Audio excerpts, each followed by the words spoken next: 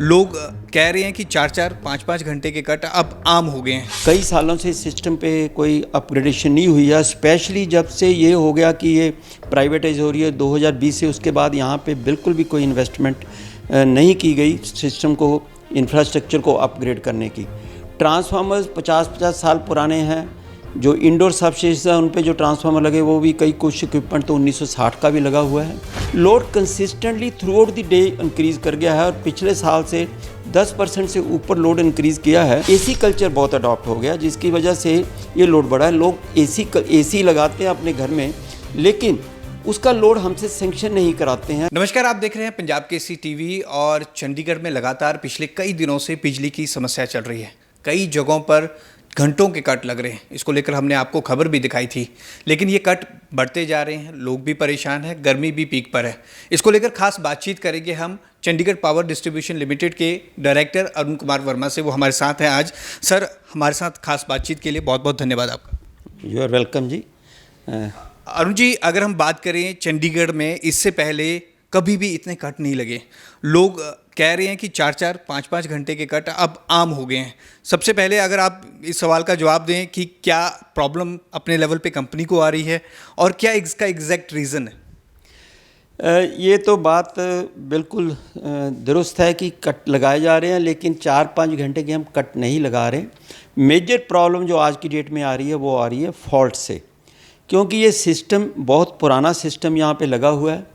कई सालों से सिस्टम पे कोई अपग्रेडेशन नहीं हुई है, स्पेशली जब से ये हो गया कि ये प्राइवेटाइज हो रही है 2020 से, उसके बाद यहाँ पे बिल्कुल भी कोई इन्वेस्टमेंट नहीं की गई सिस्टम को, इंफ्रास्ट्रक्चर को अपग्रेड करने की। ट्रांसफार्मर्स 50-50 साल पुराने हैं। जो इंडोर सबस्टेशन है उन पे जो ट्रांसफार्मर लगे वो भी कई कुछ इक्विपमेंट तो 1960 का भी लगा हुआ है। तो अपग्रेडेशन नहीं होने की, और लेकिन इस गर्मी में अनप्रेसिडेंटेड लोड इंक्रीज़ हुआ है। और जो लोड इंक्रीज़ हुआ है वो ऐसा नहीं है कि किसी भी पर्टिकुलर स्लॉट में हुआ है। Load consistently through out the day increase कर गया है और पिछले साल से 10% से ऊपर लोड इंक्रीज़ किया है।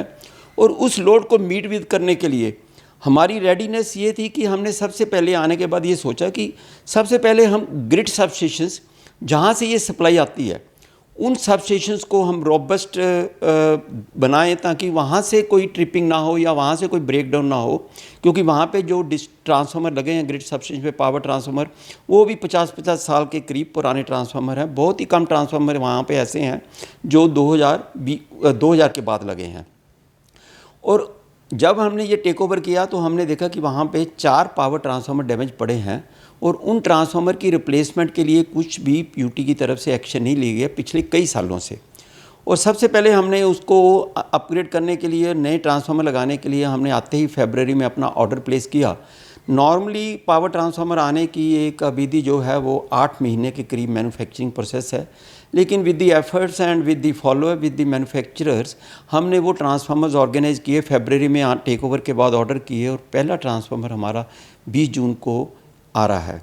और उसके बाद एवरी 15 डेज़ एक ट्रांसफार्मर आएगा। लेकिन इतनी देर वेट हो नहीं सकती थी क्योंकि जून में लोड बढ़ना शुरू हो गया था। तो how to meet with that load, तो हमने जो ट्रांसफार्मर हमारे पुराने लगे थे जिन पे सेटिंग्स ठीक नहीं थी, सबसे पहले हमने उन ट्रांसफार्मर्स की प्रोटेक्शन की सेटिंग ठीक कराई। उन ट्रांसफार्मर्स की हमने जो लोड सेटिंग थी उनको ठीक कराया। उन पे हमने जो कूलिंग फ़ैन ख़राब पड़े थे वो लगाए और नए कूलिंग इम्प्रोवाइज्ड कूलिंग सिस्टम लगाए। और उनकी वजह से हमने 24 मेगावाट कैपेसिटी अनलॉक की, जिसकी वजह से आज हम 465 मेगावाट जो पीक डिमांड आई है 12 जून को वो मीट विद कर सके। कट हमने, मैं आपकी एक बात को पूछने जा रहा हूँ। जो आपने एक बात कही कि 1960 के बाद कोई ट्रांसफार्मर ही नहीं लगा था, तो इतना ओल्ड इंफ्रास्ट्रक्चर था हमारे पास। बहुत ओल्ड इंफ्रास्ट्रक्चर है जी। कुछ ट्रांसफार्मर 2000 के बाद ऐड हुए हैं, बट मेजॉरिटी इक्विपमेंट जो है पुराने, यहाँ पे जो MOCB मिनिमम सर्किट ब्रेकर जिसको बोलते हैं, जो कि आजकल कहीं देखने को नहीं मिलते, वो भी अभी यहाँ पे चल रहे हैं। और ऐसे ही इंडोर सबस्टेशन पे भी जो हमारे ब्रेकर्स हैं या LT ब्रेकर्स हैं, कोई प्रोटेक्शन नहीं है आज की डेट में। अगर किसी सेक्टर में कोई फीडर ट्रिप करता था तो वो ट्रांसफार्मर से क्लियर होता था, जिससे बहुत मेजर एरिया अफेक्ट हो जाता था। तो हमारा पर्पज़ ये था कि अगर कोई अपना इंडिपेंडेंट फीडर ट्रिप करता तो वो फीडर ही ट्रिप करे ताकि बड़ा एरिया इम्पैक्ट ना हो। और उसके बाद ये जो लोड बढ़ा है, इसका कारण ये है कि लोगों ने पिछले ही कुछ सालों में एसी कल्चर बहुत अडॉप्ट हो गया, जिसकी वजह से ये लोड बढ़ा है। लोग एसी लगाते हैं अपने घर में, लेकिन उसका लोड हमसे सेंक्शन नहीं कराते हैं, चाहे तो वो इलेक्ट्रिसिटी डिपार्टमेंट पहले था, चाहे हम हैं। किसी ने, कोई आदमी अपना लोड, कोई भी कंज्यूमर अपना के लोड बिना सेंक्शन करे एसी लगा लेता है। हमने जो कॉलोनियों में विज़िट किया तो हमने देखा कि जो सिंगल रूम यूनिट हैं उनमें भी 3-3 मंजिल बन गए और 3-3 एसी लग गए हैं। उसकी वजह से ये अनप्रेसिडेंटेड इंक्रीज़ आई है। और जो लोड दोपहर के स्लॉट में होता है वही लोड रात के स्लॉट में होता है, जबकि सारे ऑफिस बंद हो जाते हैं, सारी शॉप्स बंद हो जाते हैं, लेकिन लोड कम नहीं होता। और उसकी वजह से हम ये शॉर्टिंग नहीं कर रहे हैं या कट नहीं लगा रहे हैं, ये फॉल्ट डेवलप हो रहे हैं, क्योंकि जो ऑलरेडी सिस्टम बना हुआ है वो इस कैपेसिटी के लिए नहीं बना हुआ है। और जैसे ये लोड इंक्रीज़ हुआ तो उसमें फॉल्ट हो जाता है, केबलें डैमेज हो रही हैं जो अंडरग्राउंड है, और उसको रिपेयर करने में टाइम लगता है। दूसरा, जैसे ही हमने 1 फरवरी को टेक ओवर किया, 166 जो टेक्निकल स्टाफ था और दूसरा स्टाफ था, उन्होंने वीआरएस ली 1 फरवरी से पहले, और यूटी ने भी अपने पास उसमें से 62 बंदे रख लिए। और जो 580 बंदे इनमें पास थे परमानेंट एम्प्लॉई, जो टेक्निकल बंदे थे, उसमें से हमें सिर्फ 349 मिले। और उसमें भी क्लरिकल स्टाफ है, ड्राइवर्स हैं, मालीज हैं, प्लम्बर है, और बहुत कम टेक्निकल स्टाफ मिला। और जिसकी वजह से हमें ये क्योंकि टेक्निकल स्टाफ एक ऐसा है जिसको एरिया की नॉलेज होनी चाहिए, जिसको एक्सपर्ट होनी चाहिए। टेक्निकल स्टाफ आप मार्केट से रिक्रूट नहीं कर सकते हो ऑन डे 1।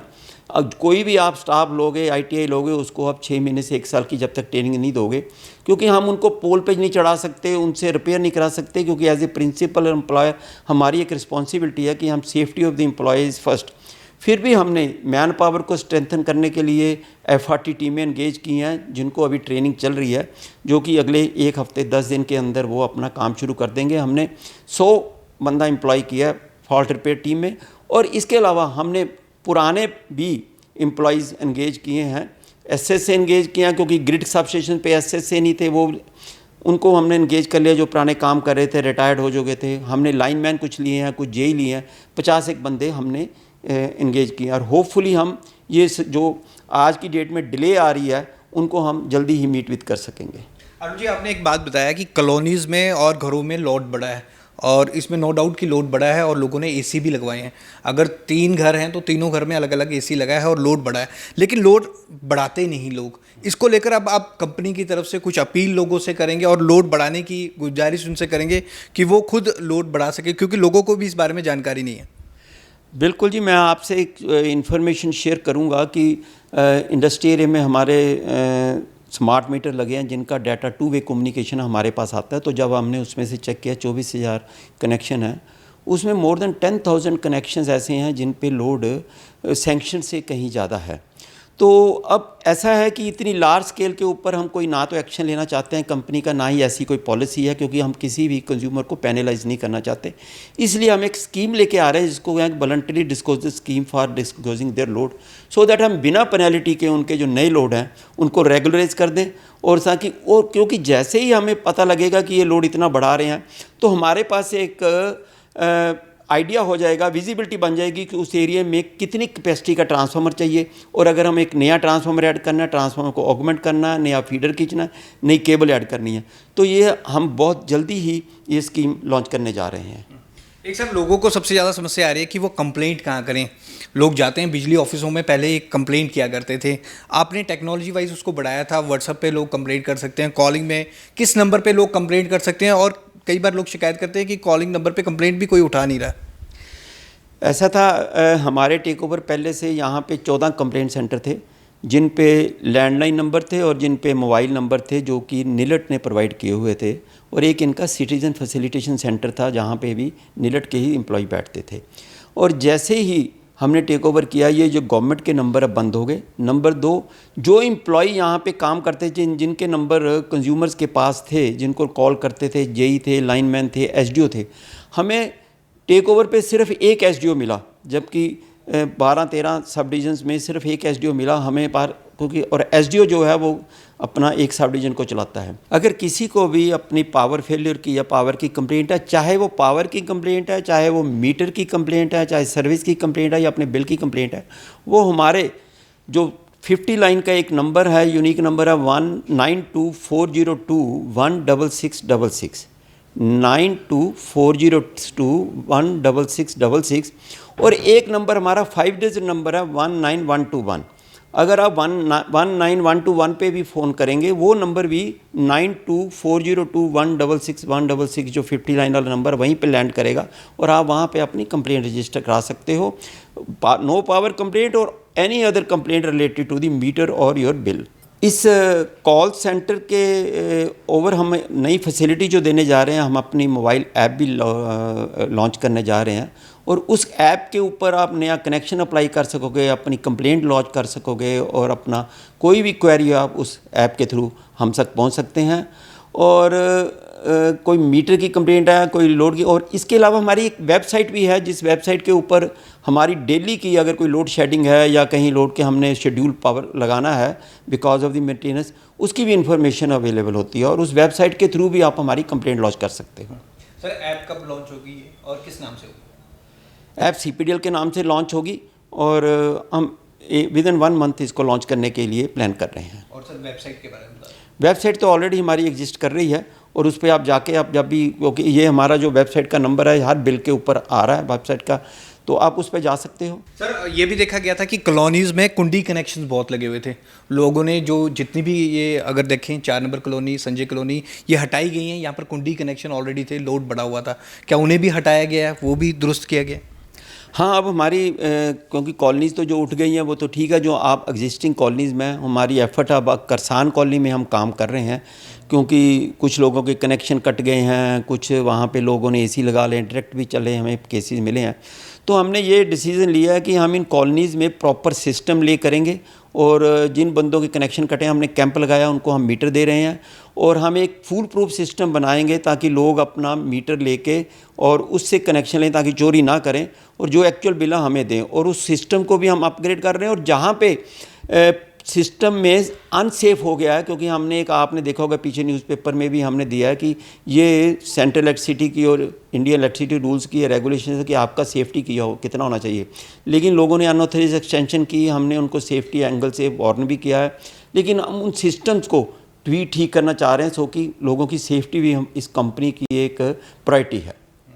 सर चंडीगढ़ के लोगों से क्या अपील करना चाहेंगे जो ये इंटरव्यूज़ देख रहे हैं? कुछ अपील आप अपने द्वारा करना चाहेंगे? जिस तरह से आप आंकड़ा बता रहे हैं कि 8800 कॉल अगर कल फ्राइडे में ही आई हैं, तो कंप्लेंट का स्तर बहुत है, और गर्मी भी अपने पीक लेवल पे है, तो लोगों से कुछ अपील आप करना चाहें?